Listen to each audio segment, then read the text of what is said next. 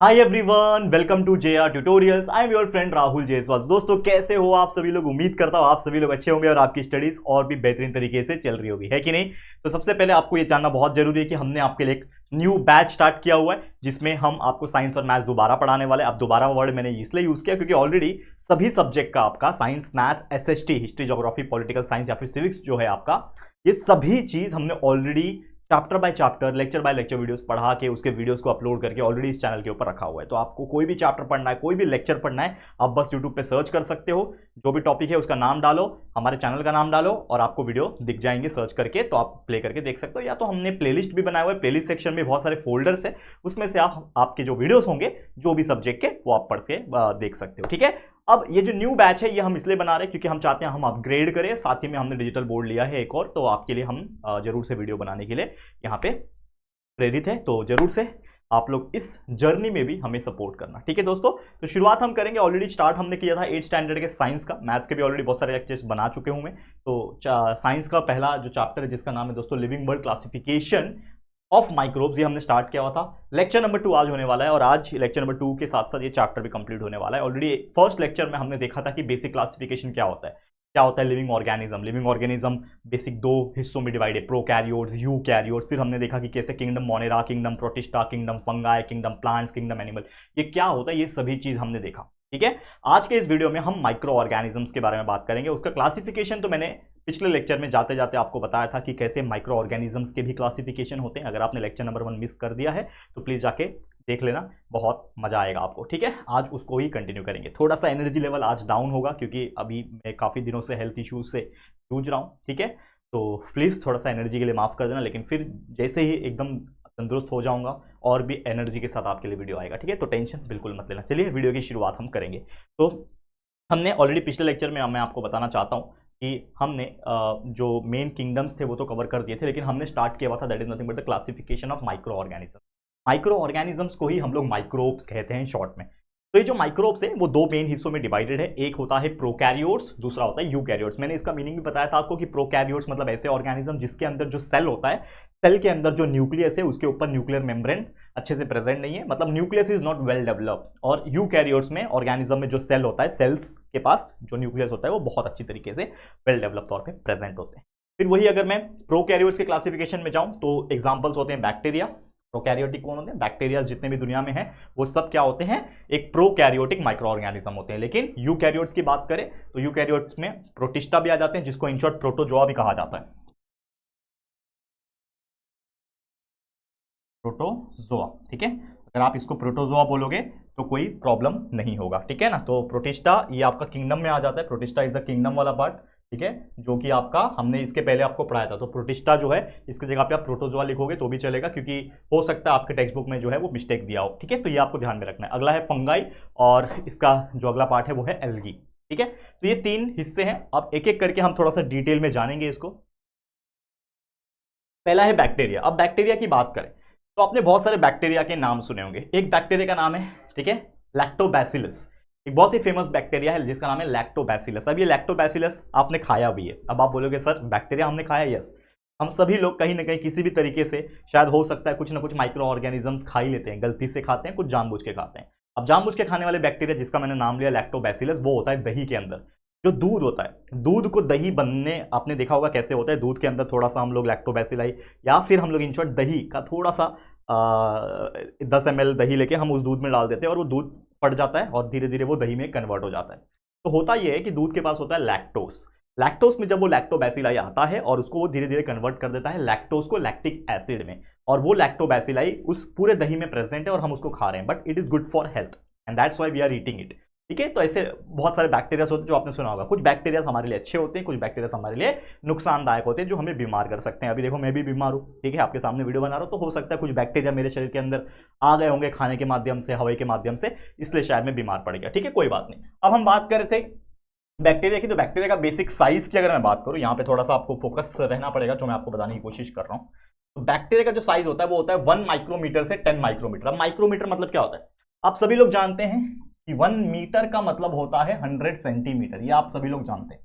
लेकिन मैं आपको बताना चाहता हूं कि माइक्रोमीटर क्या होता है। 1 माइक्रोमीटर मतलब क्या होता है? 10⁻⁶ ठीक है, 1 माइक्रोमीटर का मतलब होता है 1 माइक्रोमीटर का मतलब होता है 10⁶ मीटर। ठीक है, 10⁻⁻6 मीटर, माफ करना, 10⁻⁻6। मतलब इसका मतलब क्या हुआ, इसका मतलब ये हुआ कि अगर आप 1 मीटर ले लो, ठीक है, 1 मीटर ले लो, 1 मीटर को लगभग 10 के आगे 3 4 5 6 इतने बार उसको डिवाइड करो, तो इतने 1 मीटर इतना ही होता है, 100 सेंटीमीटर इतना होता है ज्यादा से ज्यादा, उसको आप कितना है, ये 10 लाख है, 10 लाख बार डिवाइड करो, तो जो इतना छोटा सा हिस्सा आएगा उसको माइक्रोमीटर कहेंगे। ठीक है, तो 1 मीटर में 10⁶ माइक्रोमीटर होता है, 1 मीटर में आप बोल सकते हो, या फिर 1 माइक्रोमीटर में 10⁻⁻6 मीटर होता है, ये आपको ध्यान में रखना है। ठीक है, ये याद रहेगा, मतलब आप सोच सकते हो कि सबसे बड़ा यूनिट होता है हमारे जो नॉर्मल जो कैलकुलेशन था उसके हिसाब से सबसे बड़ा मीटर, उसके छोटा सेंटीमीटर, ठीक है, सेंटीमीटर, उससे भी छोटा मिलीमीटर, उससे भी छोटा क्या होता है, माइक्रोमीटर, माइक्रोमीटर से छोटा होता है नैनोमीटर, नैनोमीटर से भी छोटा होता है पिकोमीटर। तो ये बहुत सारे अलग अलग चीजें हैं जो आपको गूगल पे भी मिल जाएगा, और जैसे जैसे आप आगे बढ़ोगे अपने स्टैंडर्ड में तो आपको पता चल जाएगा। ठीक है, तो आपको ये चीज याद रखनी है। अब यहाँ पे मैथ्स मत लगाना, यहाँ पे आपको चीजें याद रखनी है बस। क्या है कि बैक्टीरिया का अगर कोई साइज पूछेगा तो उसका साइज है 1 माइक्रोमीटर से लेके 10 माइक्रोमीटर। तो आप इमेजिन कर सकते हो कि बैक्टीरिया कितने छोटे होते हैं, और उसको देखने के लिए सिर्फ और सिर्फ माइक्रोस्कोप, कंपाउंड माइक्रोस्कोप की जरूरत पड़ सकती है। वैसे इलेक्ट्रॉन माइक्रोस्कोप भी होता है, लेकिन इलेक्ट्रॉन माइक्रोस्कोप एकदम छोटे, मतलब उससे भी छोटे चीज को देखने के लिए होता है, लेकिन आप कंपाउंड से भी देखोगे तो आपको बैक्टीरिया नजर आ जाएगा। अब ये जो बैक्टीरिया होते हैं यूनिसेल्युलर हो सकते हैं, मतलब सिंगल सेल से बने हुए हो सकते हैं, इंडिपेंडेंट हो सकते हैं, मतलब खुद ही जीना पसंद करते हैं, अकेले भाई मेरे को किसी का सपोर्ट नहीं चाहिए, हो सकता है ये पैरासिटिक भी हो। पैरासिटिक का मतलब क्या होता है कि किसी और ऑर्गेनिज्म के ऊपर चिपके हुए हैं और उसी से अपना जो पेट है वो भर रहे होंगे, यानी उससे न्यूट्रिएंट्स एब्जॉर्ब कर रहे होंगे, जो मैंने आपको बताया था। अब ये जो बैक्टीरियल सेल होते हैं ये जनरल तौर पे क्या होते हैं, प्रोकैरियोट होते हैं। जैसे मैंने क्लासिफिकेशन में भी बताया कि बैक्टीरिया कहाँ है, किस क्लासिफिकेशन में है, प्रोकैरियोट्स में। तो प्रोकैरियोट्स यानी उसका जो न्यूक्लियस है वो वेल डेवलप प्रेजेंट नहीं है, सेल वॉल जो है वो प्रेजेंट है, लेकिन जो प्रॉपर न्यूक्लियस होना चाहिए, सेल ऑर्गेनेल्स होना चाहिए, वो क्या है, इसमें एब्सेंट है, वो याद रखना। अब इनमें रिप्रोडक्शन भी होता होगा ऑब्वियसली, जैसे इंसान मल्टीप्लाई होते हैं रिप्रोडक्शन करके, ठीक है, वैसे ये भी रिप्रोडक्शन करते हैं। तो इनका जो रिप्रोडक्शन होता है वो होता है सिंपल बाइनरी फिजन द्वारा। ठीक है, बाइनरी फिजन एक ऐसा चीज है जिससे 1 से 2 बनते हैं, 2 से 4 बनते हैं, इस प्रकार से चीजें होती है। जब आप 9th और 10th स्टैंडर्ड में जाओगे तो ज्यादा डिटेल में पढ़ोगे, बस आपको याद रखना है चीज, बाइनरी फिजन से होता है। अब अगर उसको अपना मन चाहा फेवरेबल कंडीशन मिल गया, यानी उसको अगर ठंडी की जरूरत है तो ठंडी का माहौल मिल गया, बारिश का माहौल मिल गया, मतलब जो भी है उसका एक फेवरेबल कंडीशन होता है, इतना टेम्परेचर उसको मिल गया तो वो बहुत ज्यादा फास्ट ग्रो कर सकता है, विगरसली, विगरसली मतलब एकदम फास्ट मल्टीप्लाई कर सकता है, और लगभग 20 मिनट के अंदर माना जाता है कि वो अपने आप को डबल कर सकता है। मतलब समझ लो कि मेरे अंदर 100 बैक्टीरिया चले गए, मेरे अंदर 100 बैक्टीरिया चले गए, और देखते ही देखते 20 मिनट के अंदर 100 का क्या हो जाएगा, वो डबल, यानी 200, 200 का 400 अगले 20 मिनट में, और इस प्रकार से पूरे शरीर में फैल जाते हैं, और हम इंसान को वो क्या करते हैं, बीमार करते हैं। और बल्कि सिर्फ इंसान को नहीं, जानवरों को भी और प्लांट्स को भी बैक्टीरिया जो होते हैं वो बीमार करते हैं और उनको नुकसान पहुंचाते हैं। ठीक है, एग्जांपल्स क्या होते हैं, बैसिलस हो सकता है, ई कोलाई भी एक बैक्टीरिया का नाम है, साल्मोनेला एक बैक्टीरिया का नाम है, लैक्टोबैसिलस मैंने बता दिया, ये सभी चीज क्या है, बैक्टीरियाज है। तो याद रहेगा। तो उम्मीद करता हूं कि आपको first topic that is nothing but the bacteria, ये आपको बहुत अच्छी तरीके से क्लियर हो गया होगा। सेकंड जो हमारा टाइप है वो है प्रोटोजोआ। क्या होता है प्रोटोजोआ, ध्यान में रखना है।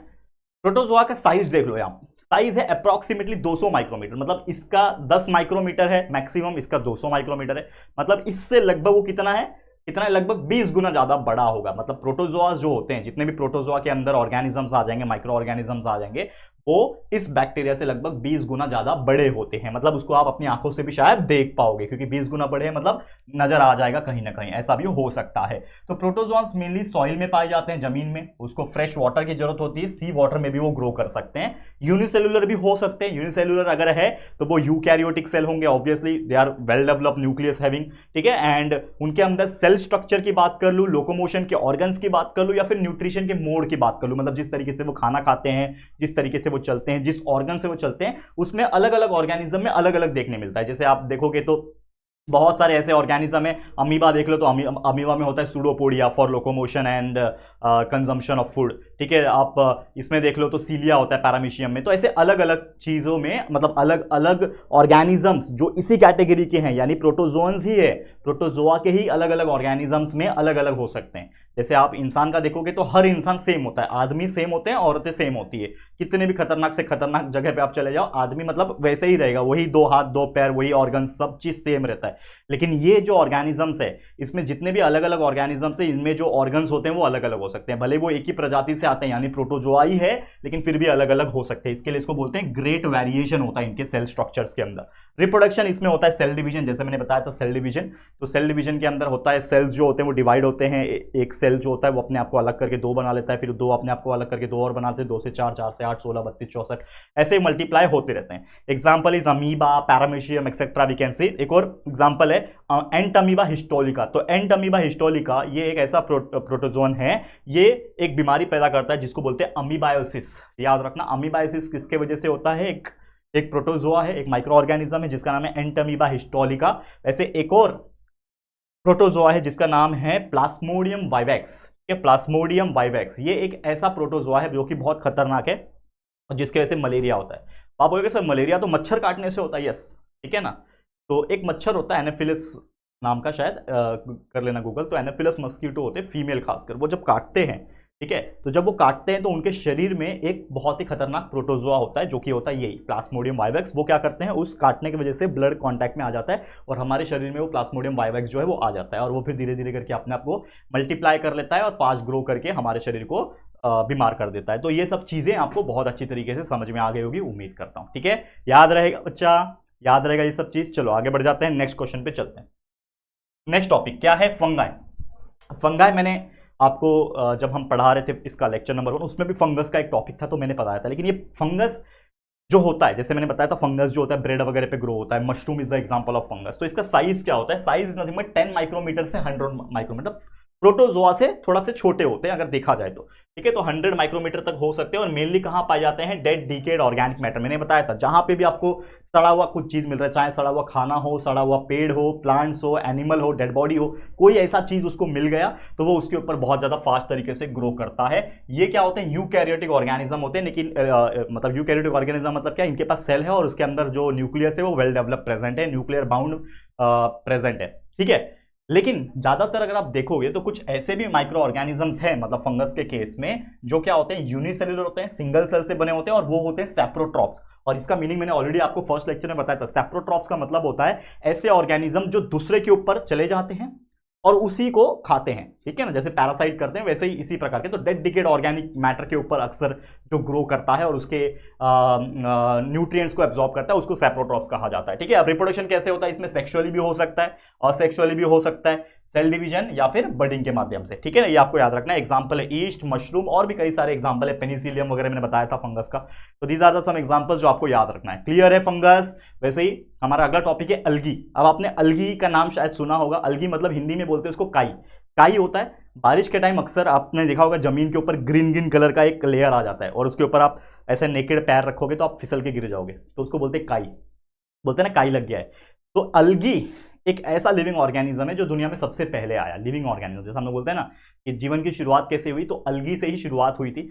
पानी के माध्यम से अलगी शुरू हुआ तो वो धीरे धीरे करके मतलब पहला ऐसा प्लांट बना, प्लांट की कैटेगरी में आ जाता है ना ये, तो ऐसा बना। तो धीरे धीरे लाइफ की शुरुआत हुई, ऑक्सीजन रिलीज हुए एटमॉस्फेयर में प्लांट्स के वजह से, धीरे धीरे करके फिर एनिमल्स आए, इस प्रकार से जीवन की शुरुआत हुई थी। तो अलगी जो होता है जनरल तौर पर ऐसे देखा जाए तो देर आर मतलब हजारों टाइप के अलगी होते हैं देखा जाए तो बेसिकली उसका साइज क्या होता है? 10 माइक्रोमीटर से लेके 100 माइक्रोमीटर तक। मतलब इन शॉर्ट आप बोल सकते हैं फंगस और अलगी का जो साइज होता है वो समवॉट इक्वल होता है, सेम ही होता है, ठीक है। And they are mostly aquatic. आपको जहां पे आप पानी देखोगे वहां पे ही आपको एल्गी देखने मिलेगा। तो इसके लिए क्या होता है? एक्वेटिक होते हैं, पानी में ही रहते हैं। यूकैरियोटिक हो सकते हैं, यानी कि ऑब्वियसली उनका जो सेल है न्यूक्लियस वेल डेवलप प्रेजेंट है। यूनिसेलुलर हो सकते हैं, सिंगल सेल से बने हो सकते हैं। ऑटोट्रॉफिक तो होंगे ही, क्योंकि ऑब्वियसली जो एल्गी होते हैं मोस्टली मैं ऐसा नहीं बोल रहा हूँ कि 100% सब, लेकिन मोस्टली एल्गी आप देखोगे तो ग्रीन कलर के होते हैं। क्यों? क्योंकि उसमें एक क्लोरोप्लास्ट जो क्लोरोफिल पिगमेंट होता है वो प्रेजेंट होता है। इसके लिए क्या है? ऑटोट्रॉफिक ऑर्गेनिज्म है। क्यों ऑटोट्रॉफिक है? क्योंकि ऑटोट्रॉफिक है तो वो अपने अंदर खुद फोटोसिंथेसिस प्रोसेस जो है वो कर सकते हैं और अपना खाना खुद बना सकते हैं। तो जैसे मैंने बोला फोटोसिंथेसिस इसके अंदर होता है। तो फोटोसिंथेसिस इसके अंदर हो रहा है बिकॉज ऑफ द क्लोरोप्लास्ट जो इसके सेल के अंदर प्रेजेंट होता है, ठीक है ना। और मोस्टली जैसे मैंने बताया यूनिसेलुलर भी हो सकते हैं, लेकिन ये साथ में मल्टी सेलुलर भी हो सकते हैं। तो जो बड़े बड़े एल्गी होते हैं वो मल्टी सेलुलर होंगे ऑब्वियसली, ठीक है। तो मल्टी सेलुलर होते हैं और उसको हम लोग अपनी आंखों से भी, नेकेड आइज से भी देख सकते हैं। एग्जाम्पल है क्लोरेला क्लैबिडोमोनस। तो these are the some example जो आपको याद रखना है। क्लियर? तो उम्मीद करता हूं आप लोग को फंगस या फिर फंगाई और एल्गी बहुत अच्छी तरीके से क्लियर हो गया होगा। एक और आखिरी टॉपिक है इस चैप्टर का, इसको भी देख लेते हैं। बहुत इंपॉर्टेंट टॉपिक और इसने हमें बहुत परेशान कर रखा है। ठीक है, तो अगला टॉपिक है last topic of this chapter, that is nothing but the virus. ठीक है, तो वायरस एक बहुत ही खतरनाक चीज जो अच्छे अच्छे को बीमार कर देता है। ठीक है, चाहे आपकी सर्दी हो, ठीक है ना, सर्दी होता है, बुखार होता है, पता है ना आपको, सर्दी, राइनो वायरस। ठीक है, इसके अलावा बीच में बहुत खतरनाक बीमारी फैली थी जो 3-4 साल पहले, ठीक है, जिसकी वजह से पूरा देश में लॉकडाउन लग गया था। आपको पता है ना मैं किसकी बात कर रहा हूँ, ये वाला। ठीक है, तो ये कुछ ऐसे वायरसेस हैं जो अच्छे अच्छे को गिरा सकते हैं नीचे। तो ये वायरस के बारे में हमें पढ़ना है। तो एक्चुअल में क्या होता है, ये वायरस होता क्या है, इसको समझते हैं। अब एक और चीज, एक होता है कंप्यूटर के अंदर या फिर मोबाइल के अंदर virus, that is the different thing, that is the electronic virus. और जो ये वायरस की बात कर रहे हैं, ये एक लिविंग वायरस, यानी किसी के अंदर जाने के बाद वो जिंदा हो जाता है, वो वायरस की बात कर रहे हैं, लिविंग थिंग की बात कर रहे हैं। ठीक है, तो वायरस, जैसे मैंने बताया था, वायरस इतने छोटे होते हैं कि बैक्टीरियाज वगैरह से भी बहुत छोटे होते हैं। मैंने आपको साइज बताया था, सबसे बड़ा मीटर होता है, मीटर से छोटा होता है सेंटीमीटर, सेंटीमीटर से छोटा होता है मिलीमीटर, मिलीमीटर से छोटा होता है माइक्रोमीटर, माइक्रोमीटर से छोटा होता है नैनोमीटर, और नैनोमीटर से भी छोटा होता है पिकोमीटर। तो माइक्रोमीटर जितने भी हमने अभी ऑर्गेनिज्म देखे, चाहे वो बैक्टीरिया हो, फंगस हो, एल्गी हो, सब में हमने माइक्रोमीटर का यूनिट यूज किया था। लेकिन यहाँ पे कौन सा यूनिट यूज कर रहे हैं, देखो 10 नैनोमीटर, एनएम लिखा हुआ है, 10 नैनोमीटर से 100 नैनोमीटर तक का इसका साइज हो सकता है। मतलब आप सोच सकते हो कि इसका साइज बहुत ज्यादा छोटा होता है। ठीक है, तो हम लोग बोल सकते हैं कि ये इतने छोटे होते हैं, इतने छोटे होते हैं कि ये लगभग 10 से 100 गुना 10 to 100 times smaller than bacteria. जो बैक्टीरिया हमने स्टडी किया उससे साइज में 10 से लेके 100 गुना छोटा हो सकते हैं।